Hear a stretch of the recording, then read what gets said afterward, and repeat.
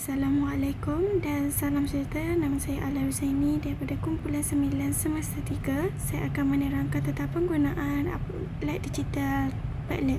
Pertama, kita akan memilih organizer konten. Saya akan memilih saya telah memilih columns. Seterusnya kita akan mendapatkan paparan seperti ini.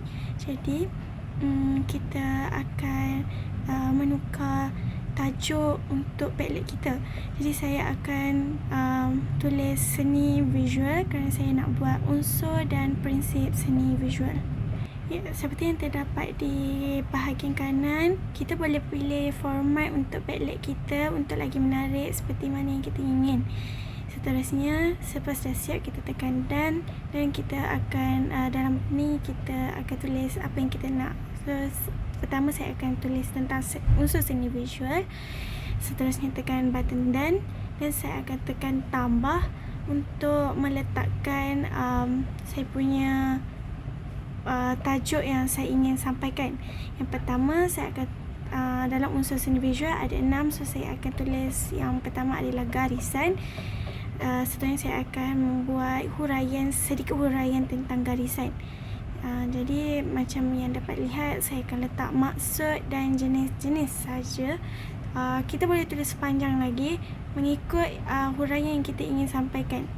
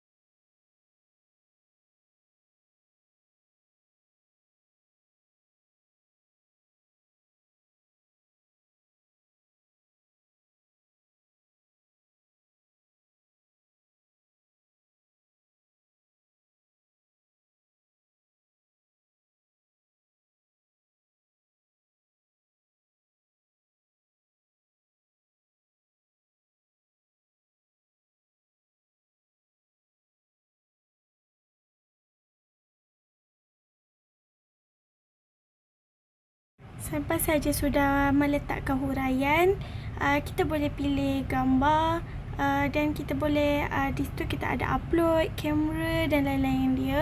Auto semua tu kita boleh letak dalam Padlet ni untuk menjadi lebih menarik bagi penonton ingin mudah membaca.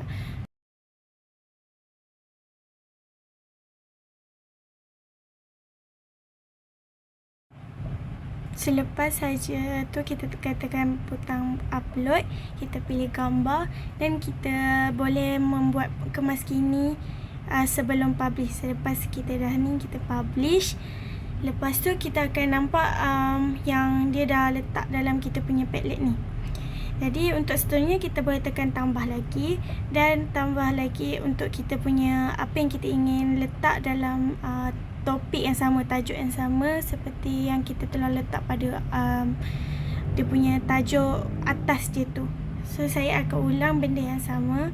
Saya akan letak maksud dan jenis-jenis unsur yang lain.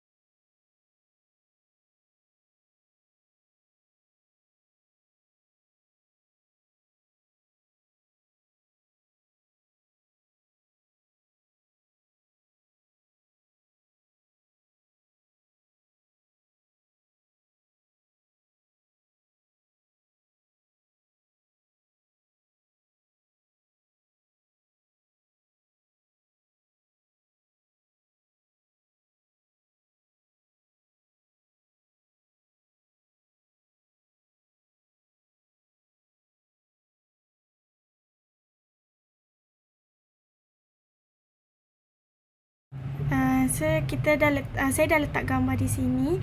Jadi di sini kita boleh pilih 6, kita boleh muat naik 6 gambar, 5 ke 6 gambar. So kita just tekan upload lagi, pada tekan button foto tambah tu. Lepas kita upload, dia akan jadi 2 kali, kita akan boleh slide ke kanan untuk melihat video gambar yang seterusnya.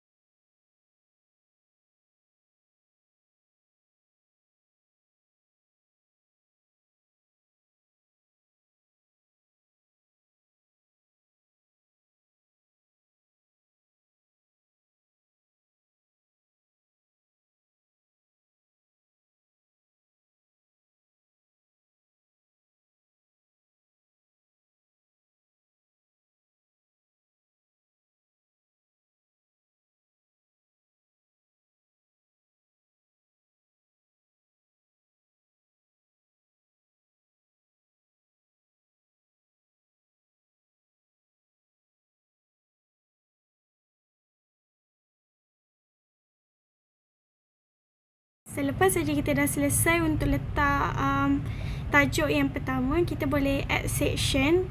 Lepas tu kita boleh tambah section yang baharu untuk membuat tajuk yang baharu. Begini. Selepas saja sudah meletakkan tajuk yang kedua, kita akan ulang benda yang sama seperti di section yang pertama.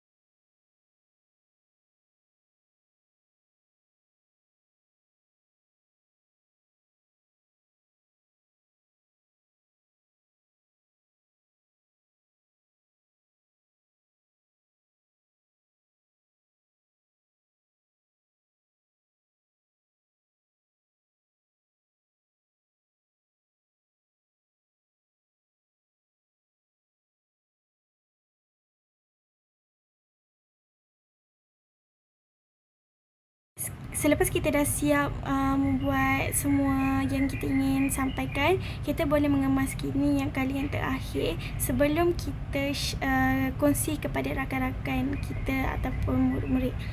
Jadi kita akan tekan button share.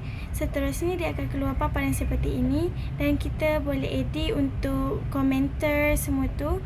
Jadi selepas tu kita boleh tengok untuk bahagian yang lain dan kita copy link di bahagian atas yang berwarna merah tadi. Itu sahaja daripada saya. Sekian, terima kasih.